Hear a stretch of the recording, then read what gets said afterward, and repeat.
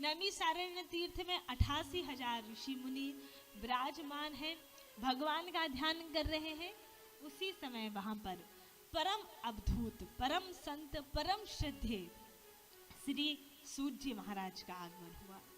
सूत जी महाराज जैसे ही आए और 88,000 ऋषियों ने सूत जी महाराज को देखा, तो सूत जी महाराज को देखते से ही 88,000 ऋषि अपने आसन से खड़े होकर के हाथ जोड़कर स्तुति करते हैं और बहुत सुंदर भाव प्रकट किया। बहुत सुंदर श्लोक कहते हैं कि अज्ञान ध्वांत विद्वंसो कोटि सूर्य समाप्रभ सूताख्या ही कथा सारम मम गण रसायनम।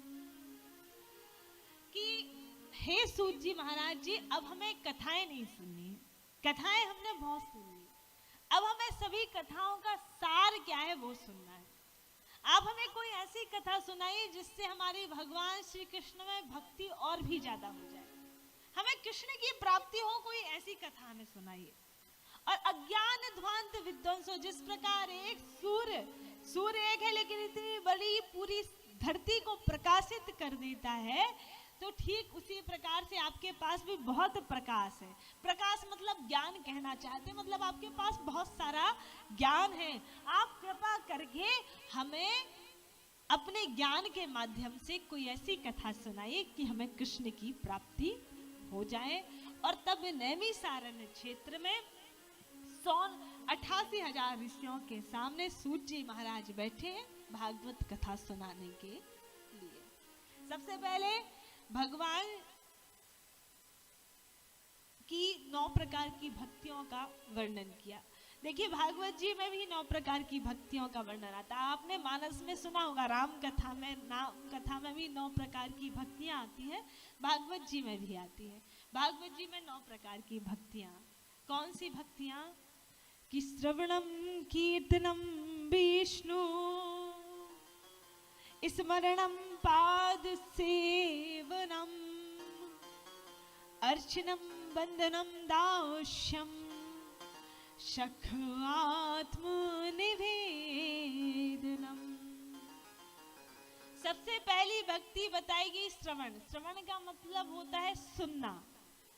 क्या सुनना? अब बताइए क्या सुनना? हाँ, लोगों की बुराइयां सुनना? हाँ, कथा ही सुनना। गॉसिप सुनना? नहीं, वो भी नहीं सुनना।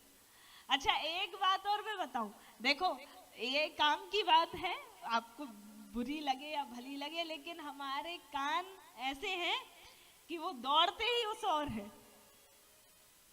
हाँ, अभी आप लोग 1 घंटे से बैठो, लगभग 1-1.5 घंटा हो गया है। 5 मिनट पहले मैंने क्या बोला होगा वो बहुत से लोगों को नहीं पता। ऐसा नहीं कि आप मन लगा रहे हैं, लेकिन वो याद ही नहीं रहता, भूल जाते हैं हम। 5 मिनट पहले क्या बोला आप लोगों से पूछो तो आप लोग, बहुत से लोग बताएंगे नहीं। हाँ, लेकिन वहीं यदि किसी की बुराई हो रही होती साहब, या कोई गॉसिप हो रही होती, फिर देखना हमको टाइम भी याद रहता है। और अभी क्या 10 साल बाद तक याद रहेगा कि इस दिन ने ऐसा बोला था आपके लिए।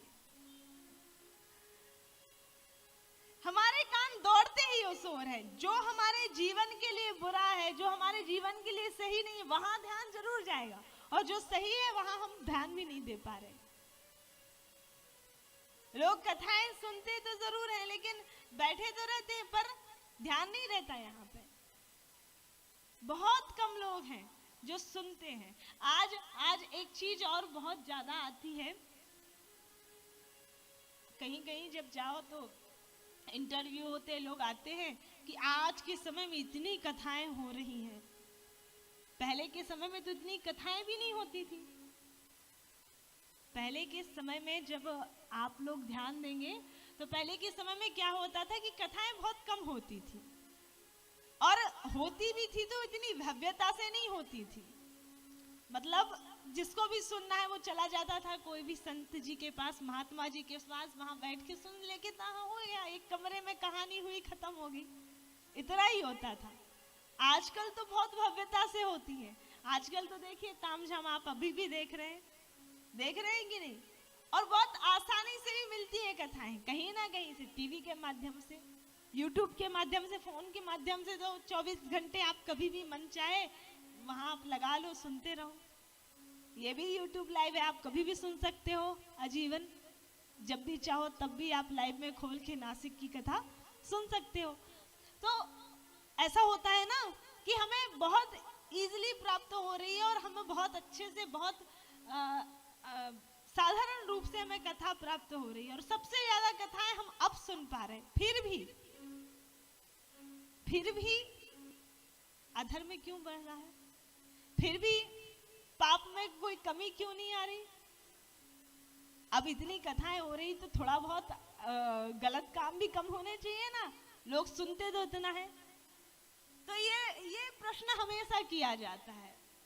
और जब ये प्रश्न किया जाता है तो उसका उत्तर भी मैं यही देती हूँ कि मैं मानती हूँ कथाएं बहुत हो रही है।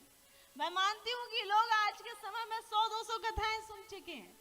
हर कोई सुन लेता, 50-60 तो हर कोई सुन लेता, मोहन के माध्यम से कभी इधर कभी उधर सुनते ही रहते। लेकिन मायने ये नहीं रखता आपने कितना सुना, मायने ये रखता है कि आपने 50 कथा भी अपने जीवन में सुनी है। तो उन 50 कथा में से भी ज्यादा नहीं, 5 बातें भी आपने अपने जीवन में धारण की, 5 बातें भी आपने उससे सीखी।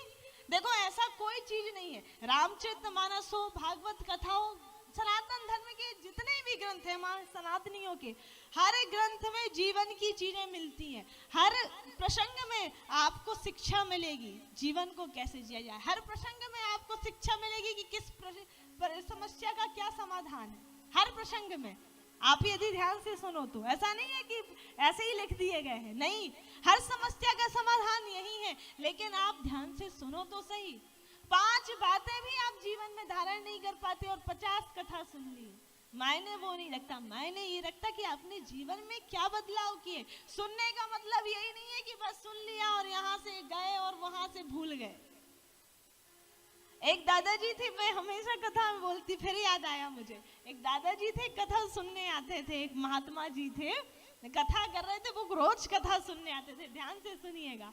अब रोज कथा सुनने आते तो क्या करते, आप लोगों को बैठने के लिए स्थान दिया गया ना, बड़ा सुंदर सा आसन दिया गया ना, कोई ऐसे तो बैठा नहीं है, सबको लगाई गई है व्यवस्था, सब बैठे हैं। तो वहां भी सबकी व्यवस्था थी, लेकिन वो अपनी आसन जानते हैं ना आप लोग, आसन क्या बोलते हैं, हम आसन ही बोलते हैं ना, आसन साथ में लेके आते थे और उसको बिछा के उस पर बैठ के कथा सुनते थे।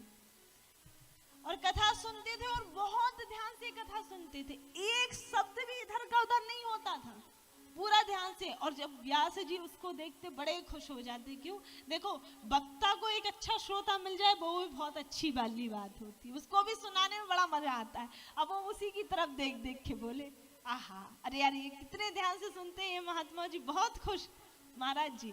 अब क्या हुआ, 5 दिन ऐसे ही हुए। वो आते, अपना आसन लेके आते, उस पर बैठते, कथा सुनते, आरती होती तो खुद उठते, आसन को उठाते, झराते और लेके चले जाते। फिर दूसरे दिन आए, फिर भी ऐसे ही किया। तीसरे दिन आए, 5वें दिन महाराज जी ने बुलाया, दादाजी इधर आओ। जो व्यासपीठ पर विराजमान थे उन्होंने बुलाया, इधर आओ। बाबा आए। हाँ महाराज जी बोलिए। कहा आप बहुत ध्यान से कथा सुनते। कहा बस संतों की कृपा है, हम तो बहुत ध्यान से। हाँ बहुत अच्छा लगा। कहा हाँ। कहा एक बात समझ में नहीं आती, आप अपना आसन क्यों साथ में लेके आते हैं? अब जब व्यवस्था है तो क्यों साथ में लेके आते हैं? और जब कथा पूरी हो जाती तो आप उठते हैं, इसको झराते हैं और फिर चले जाते हैं। ये बात हमें समझ में नहीं आई। तो पता है वो क्या बोलते हैं? वो बोलते हैं कि महाराज जी देखो, कथा सुनना बहुत बड़ी बात होती है और कथा ध्यान से सुनना मतलब हमने कई कथाओं का पुण्य एक ही कथा में ले लिया। हाँ सही बात है।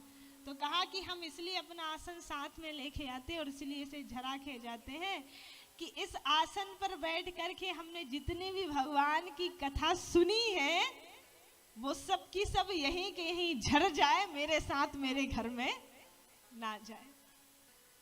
क्यों? घर में चली जाएगी तो तो कहा घर में चली जाएगी तो भैया इसमें बोला जाता है सच बोलो, लोगों का दिल नहीं दुखाओ, लोगों के साथ गलत मत करो। यदि ये सब हम करने लगे तो हमारा तो व्यापार ही चौपट हो जाएगा, हम खाने को मोहताज हो जाएंगे। हाँ, तो ये सब सुनने का सुन भी लिया और जीवन में कुछ अपनाना भी नहीं, सब यहीं झरा करके जाना। तो ऐसे भी सुनने वाले होते, इस तरीके से सुनने के लिए नहीं, कथाओं को सुनो, सुनकर के हृदय में लाओ। 7 दिन में, ज्यादा नहीं तो कम से कम एक छोटा सा नियम जो भी आपको उचित लगता है वो अपने जीवन में जरूर धारण कर लो। उतने में ही वही आपकी कथा सुनना सार्थक होता है, वही सार्थक होता है। कोई इतना सा भी एक नियम, पूरा नहीं, एक नियम भी धारण कर लिया तो आपकी कथा सुनना सार्थक है। तो इस प्रकार से भगवान की कथा को सुन